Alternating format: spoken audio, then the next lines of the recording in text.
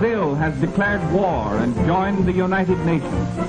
Just what does this mean to the people of the United States and to our fighting allies?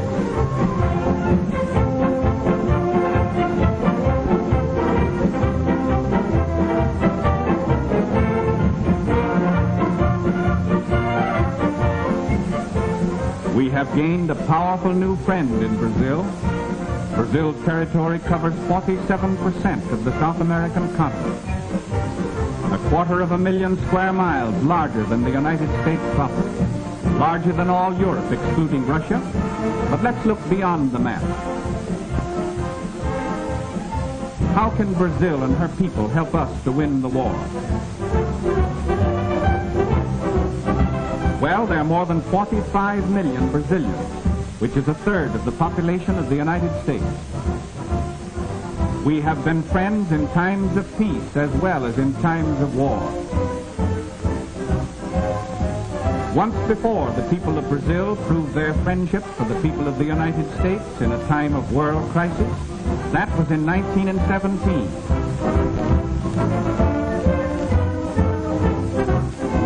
The two peoples have much in common. Like ourselves, the Brazilians are very cosmopolitan in character. They are a progressive people with a constitution that guarantees protection to all workers and modern social legislation.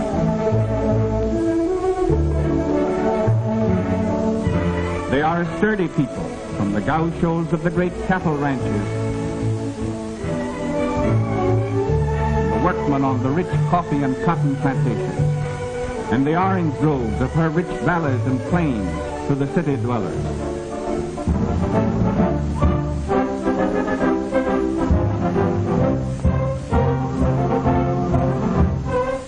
These Brazilians are in the war all the way. All males between the ages of 18 and 40 are now subject to military duty. An army of 3 million soldiers can be raised without affecting vital industrial activity. Brazil is a land of picturesque and beautiful cities. Its capital is famous throughout the world as a center of culture and the arts. Rio de Janeiro, which means River of January, was named for the month in which it was discovered by a Portuguese explorer in 1531, nearly a century before the landing of the Pilgrim Fathers. Today, Rio is a modern city of more than 2 million population. Its municipal theater is one of the finest opera houses in the world.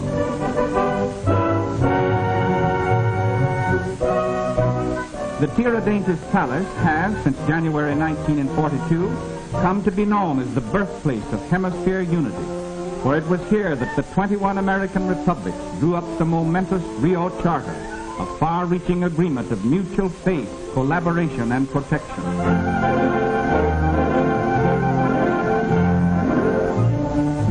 Brazil's merchant fleet is the second largest of the Western Hemisphere, surpassed only by our own.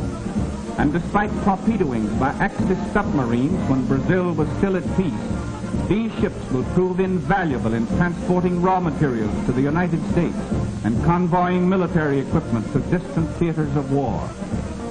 Her navy is not large as compared to those of the United States and Great Britain, but it is modern, splendidly officered and manned, and eager for action against our common enemies.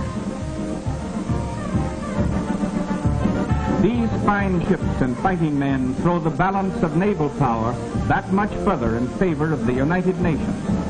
Already they have seen action against enemy raiders attacking our vitally important South Atlantic supply lines. We may confidently expect that the Brazilian Navy will live up to the high standards it set for itself in the First World War.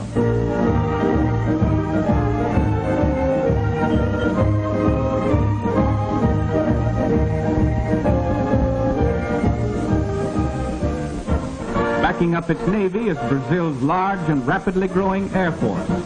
These splendid new airfields, through the courtesy of our good neighbor and ally, are now available to our long-range flying fortresses and liberators.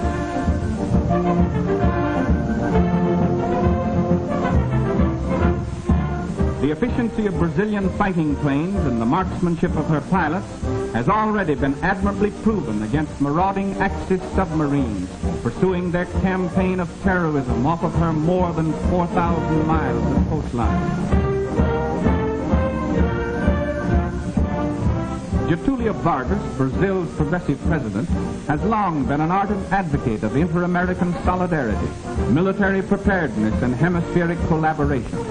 Under his guidance, the Brazilian army has been rapidly increased, equipped, and trained in all the phases of modern warfare. Brazil's total mobilization and training is already well underway toward that 3 million mark.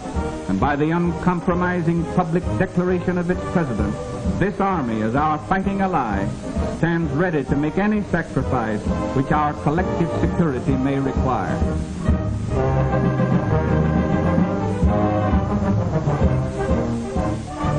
Under government supervision, Brazil is now manufacturing modern aircraft.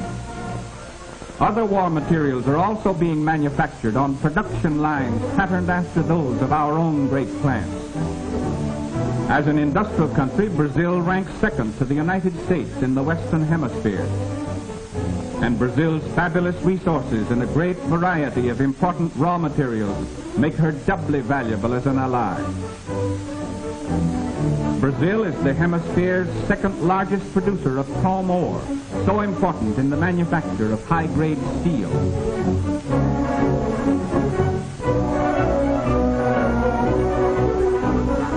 These war factories in the United States use large quantities of Brazilian manganese, highest-grade iron ore, zinc, nickel, and other minerals essential to the manufacture of tanks, machine guns, warships, and other necessities of modern warfare.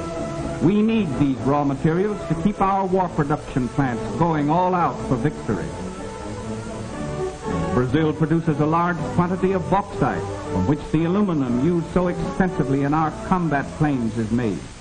Brazil is the world's only source of high-grade crystal in substantial quantities, so essential in the manufacture of the electrical, optical, and precision instruments which have such a vital place in modern warfare.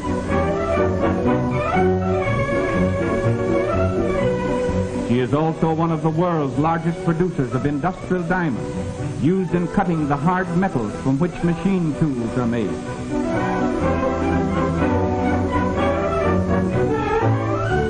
She can produce enough of the basic material for making explosives to supply the entire world.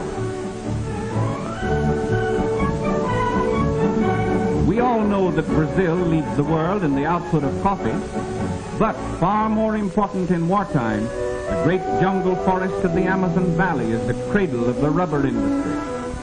In 1903, this area supplied more than 3/5 of the entire world's consumption of rubber. The seeds of rubber trees such as these, smuggled out of the Amazon country, shifted the rubber production of the world to the Far East. But that supply of this tragically important product is now among the spoils of war in the hands of the Japanese. However, 1.5 million square miles of wild rubber trees in the friendly Brazilian Amazon basin is again being tapped to supply the needs of the United Nations. Brazil's production of rubber alone may prove to be a decisive factor in winning this war.